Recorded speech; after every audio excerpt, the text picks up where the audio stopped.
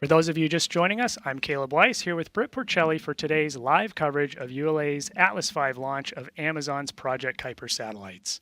At this time, the team is not working any issues and we're proceeding towards our liftoff at 7:01 p.m. Eastern. Range green. And we just came inside of T-minus 1 minute.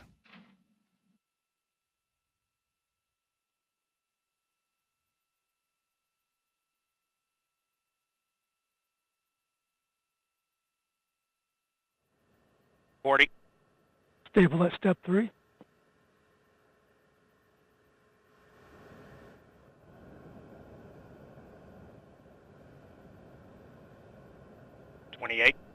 Verify ECS reduced for launch.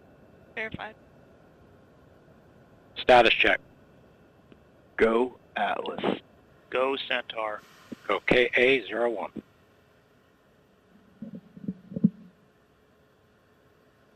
T-minus 10, 9, 8, 7, 6, 5, 4, 3. We have ignition, 2, 1. Ignition and full thrust.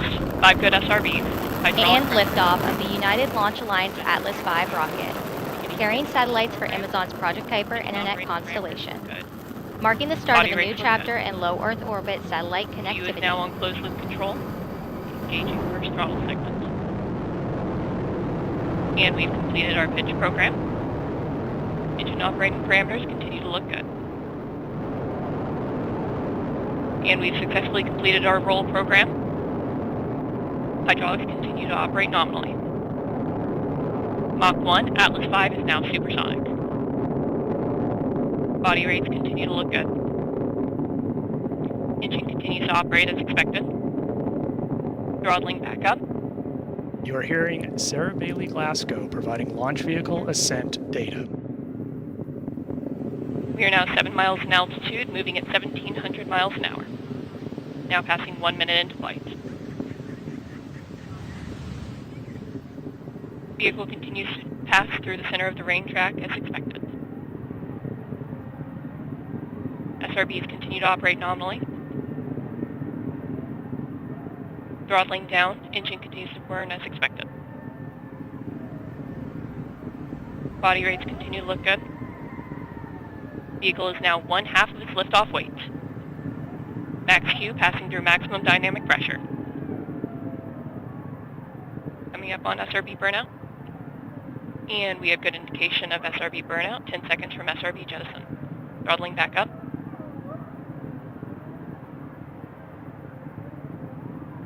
And we have good indication of jettison of all 5 SRBs. Engine continues to burn normally. We are now 32 miles in altitude, moving at 4,000 miles an hour. We just heard confirmation of the solid rocket booster jettison. These additional motors augmented the thrust at liftoff to give Atlas rocket an extra boost to reach its circular low Earth orbit destination. These SRBs are called GEM 63s, which stand for graphite epoxy motor and are 63 inches in diameter. The most obvious difference you'll see between Atlas and Vulcan SRBs is the nose cone shape. Vulcan has a conical nose cone, whereas Atlas has a duckbill or ogive shape.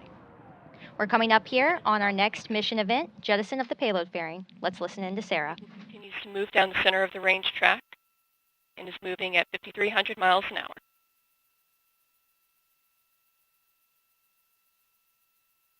Body rates continue to operate nominally. And we are now holding acceleration at 2.5 Gs in preparation for payload fairing jettison. And we have activated the Centaur reaction control system.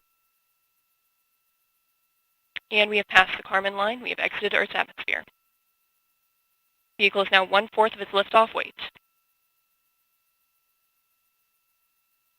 And we have good indication of payload fairing jettison. And good indication of CFLR deck jettison. Engine continues to operate as expected. Flight commentator Sarah Bailey Glasgow just called out confirmation of payload fairing jettison. The composite fairing protects the spacecraft as it pushes through the harshest parts of the atmosphere. Next, we'll hear callouts for cutoff of the Atlas first stage engine and separation of the booster stage, followed by ignition of ULA Centaur's second stage. These events occur when the first stage has escaped Earth's atmosphere, getting above the Kármán line and into space. The Centaur upper stage with the Kuiper satellites attached then takes over on a trajectory to a precise location in space. Let's listen in as we approach these milestones. Body rates are smooth.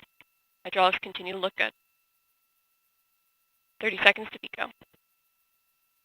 Boost phase chill down in progress. Temperatures are operating as expected. PU has gone to open loop control as expected. Engine continues to operate nominally.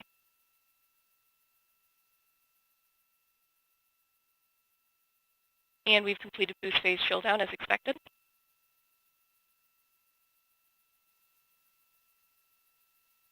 And we have good indication of booster engine cutoff. And we have good indication of Centaur separation. Restart on fuel and locks, good staging.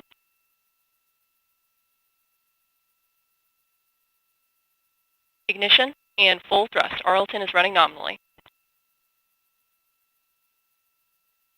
Steering has been enabled as expected. Engines are continuing to operate as expected.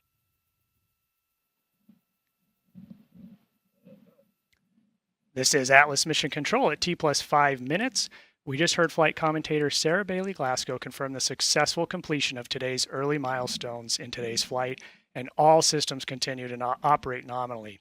So what we saw today, we had a nice smooth countdown, beautiful weather, beautiful liftoff, and Atlas V is on its way to orbit to take those 27 Kuiper satellites, put them on their way, and really start this new era in internet connectivity. So Atlas is on its way to making history again, Britt. And that's what you love to see, Caleb. You love to see a nominal launch, not working any issues, and the weather window work perfectly and open up right for us at the beginning of our launch window. So as we wrap up today's live coverage, we wanted to say thank you to all of you who have tuned in on today's flight and remind everybody that for more information about ULA and the Atlas V rocket, please visit ulalaunch.com and subscribe to our ULA Launch YouTube channel. And before we sign off, let's take one last look at today's liftoff. T-minus 10, 9, 8, 7, 6, 5, 4, 3. We have ignition, 2, 1. Ignition and full thrust. 5 good SRBs. And liftoff of the United Launch Alliance Atlas V rocket, carrying satellites for Amazon's Project Kuiper internet constellation, marking the start of a new chapter in low Earth orbit satellite connectivity. PU is now on closed loop control, engaging first throttle segment. And we've completed our pitch program. Engine operating parameters continue to look good. And we've successfully completed our roll program. Hydraulics continue to operate nominally. Mach 1, Atlas V is now supersonic. Body rates continue to look